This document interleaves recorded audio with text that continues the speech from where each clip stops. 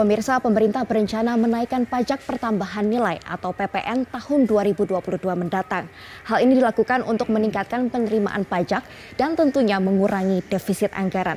Di mana sebelumnya pemerintah telah memperlebar batasan defisit anggaran lebih dari 3% sampai tahun 2022 karena krisis ekonomi yang dialami Indonesia akibat pandemi COVID-19. Sehingga pekerjaan rumah yang harus segera diselesaikan oleh pemerintah adalah mengembalikan defisit anggaran kembali di bawah 3% setelah tahun 2022. Di satu sisi, kenaikan PPN juga dikhawatirkan bisa berdampak pada kenaikan harga barang dan jasa. Dan hal inilah yang dikhawatirkan bisa meningkatkan inflasi dan mengurangi daya beli masyarakat di tengah proses pemulihan ekonomi Indonesia. Apakah kebijakan ini tepat atau justru berpotensi jadi bumerang perekonomian? Kita akan membahas lengkapnya dalam At Large kali ini. Kita akan lihat pemirsa bahwa pemerintah melalui Direktorat Jenderal Pajak sedang mengkaji untuk menaikkan pajak pertambahan nilai tahun 2022. Ada dua skema yang sedang dikaji. Yang pertama adalah dengan skema single tarif atau tarif tunggal, sehingga pajak pertambahan nilai atau PPN akan dikenakan dalam level yang sama atau dalam besaran yang sama untuk semua kategori transaksi barang maupun jasa. Saat ini melalui Undang-Undang Nomor 42 Tahun 2009, Indonesia menggunakan skema single tarif atau tarif tunggal, di mana dalam aturan tersebut diperbolehkan PPN sebesar 5% sampai 15% untuk setiap transaksi barang dan jasa yang terjadi di wilayah Indonesia. Saat ini besaran tarif PPN sebesar 10% dan yang sedang dikaji adalah kenaikannya dari 10% menjadi 15% di tahun 2022. Ini adalah skema yang pertama menggunakan skema single tarif atau tarif tunggal. Yang kedua, skema yang sedang dikaji adalah menggunakan skema multi tarif. Artinya akan ada pembagian transaksi, kategori transaksi. Jika kategori transaksinya adalah transaksi yang reguler, maka pajaknya akan lebih rendah. Namun jika transaksi barang atau jasanya ini adalah tergolong mewah, maka pajaknya akan lebih tinggi. Namun tentunya dengan skema menggunakan multi tarif, proses regulasinya akan lebih panjang karena harus ada revisi undang-undang. Sementara jika pemerintah memutuskan untuk tetap menggunakan single tarif, namun tarifnya ditambah dari 10% menjadi 5%, proses regulasinya ini jauh lebih mudah dengan menggunakan peraturan pemerintah atau PP. Namun memang keputusan ini atau kenaikan PPN ini rencananya sedang dikaji untuk bisa memaksimalkan pendapatan negara dari sisi pajak. Kita akan lihat dalam infografis berikut ini bahwa semenjak tahun 2009 sampai saat ini target penerimaan pajak ini belum tercapai atau realisasinya masih meleset dari target. Contohnya pada tahun 2018 pemirsa, target APBN untuk dari sisi penerimaan pajaknya 1.424 triliun. Sehingga realisasinya ada 1.300 triliun. Artinya ada sekitar shortfall atau defisit pajak 108 triliun. Dan inilah yang masih terus terjadi shortfall ini dari tahun 2018 sampai tahun 2020. Di mana tahun 2019 shortfall terjadi 245 triliun dan tahun 2020 terjadi shortfall 128 triliun.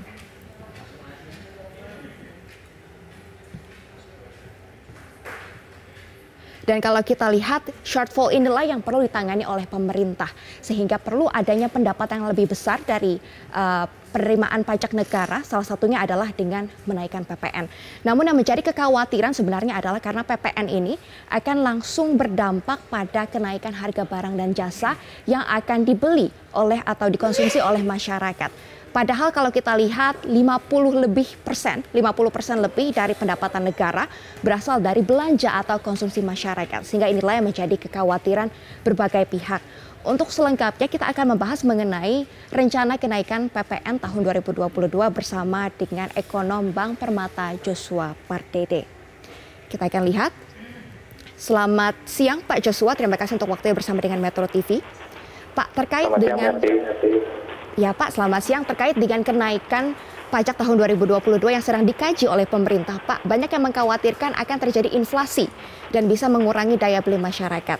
Apakah ini bisa terjadi, Pak, jika memang terjadi kenaikan PPN di tahun 2022? Ya, memang kalau kita lihat di satu sisi, rencana dari kenaikan tarif PPN ini memang dalam salah satu upaya ya untuk melakukan konsolidasi fiskal.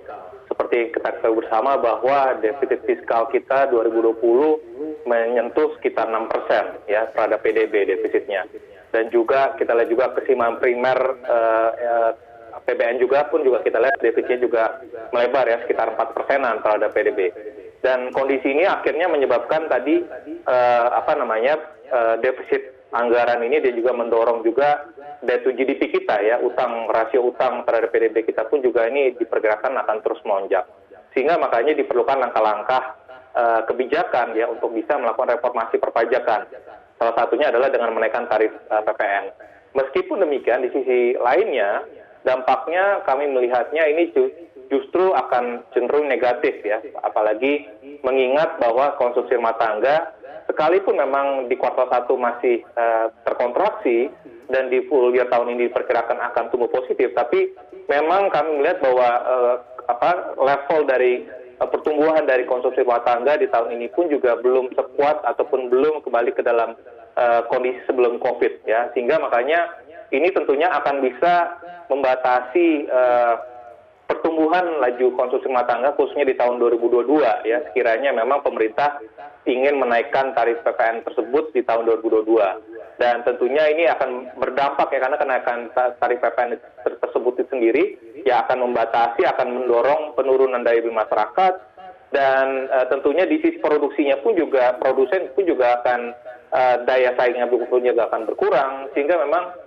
net-netnya ataupun dampak secara keseluruhan bagi perekonomian secara makro, tentunya pada pertumbuhan ekonomi secara khususnya ini cenderung akan sedikit terhambat ya, sehingga makanya kebijakan-kebijakan lain saya pikir perlu harus dikaji lebih lanjut, ataupun kenaikan dari PPN tersebut tadi ya, kalau ada opsi seandainya multi tarif ataupun single tarif sekiranya tidak sampai 15% ya, saya pikir itu bisa dikaji terlebih dahulu, karena kita perlu memastikan bahwa konsumsi rumah tangga ini sudah kembali ke dalam level yang normal ya sebelum COVID, sebelum pemerintah menaikkan tarif PPN tersebut.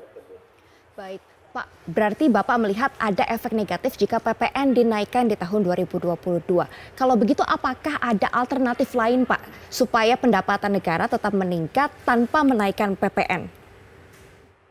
Ya, sebenarnya kan tujuan akhirnya adalah kita bagaimana mendorong supaya defisit anggaran kita, defisit APBN kita ini di tahun 2023 ini sudah kembali ke level 3% terhadap PDB. Dan kalau kita lihat ada dua komponen sebenarnya, bukan hanya pendapatan saja, tapi juga belanja ya.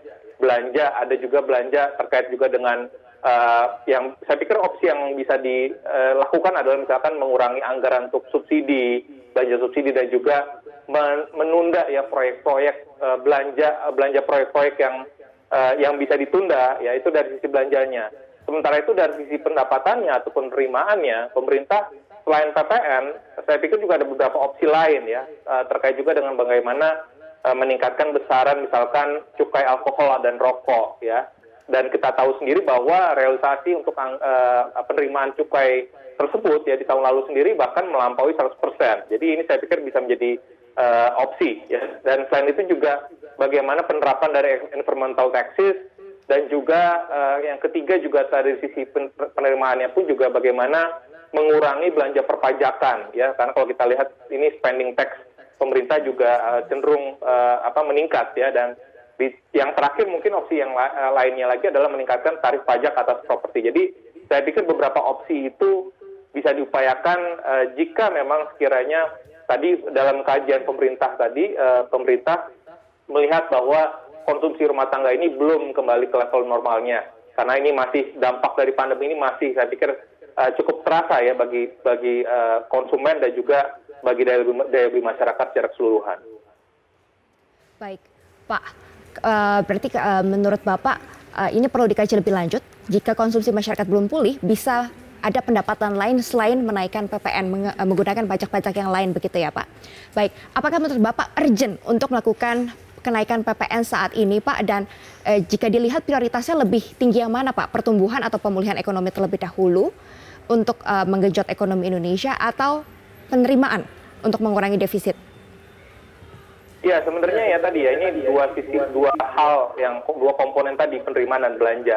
Sekiranya belanja ini harapannya bisa lebih produktif dan belanja-belanja khususnya untuk anggaran PEN ya 2021 ini cenderung bisa lebih cepat akselerasinya. Tentunya ini kita harapkan pertumbuhan ekonomi tadi bisa lebih baik dari perkiraan ya. Dan tentunya ya tadi itu opsi yang pertama. Pemerintah dalam jangka pendek ini bagaimana bisa mempercepat tadi akselerasi meningkatkan produktivitas dari belanja. Dan di sisi lainnya tentu dari sisi urgensinya ya memang yang tadi kalau kita lihat komponen dari PPN ini kan juga penyumbang terbesar ya dalam penerimaan negara ya. Jadi artinya memang kalau kita penyumbang terbesar lainnya kan selain PPN kan juga PPH. Tapi tentunya ini dampaknya akan cukup signifikan kembali ya, nanti dampak sosialnya juga cukup besar.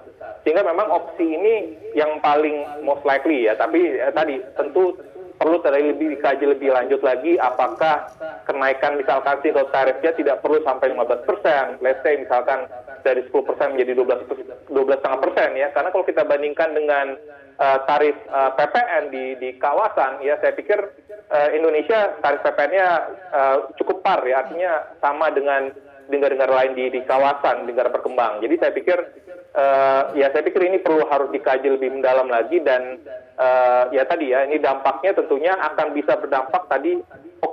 Defisit fiskalnya memang bisa kita kontrol di 3% 2023, tapi implikasinya tadi adalah daya beli masyarakat menurun dan juga daya saing produksinya juga berkurang, sehingga hambatan pemulihan ekonomi lebih lanjutnya ini bisa terhambat ya, sehingga ini yang perlu kita harus perhatikan dan ini perlu dikaji lebih seksama kembali. Baik, terima kasih Pak Joshua Pardede untuk pencerahannya. Selamat siang dan terima kasih.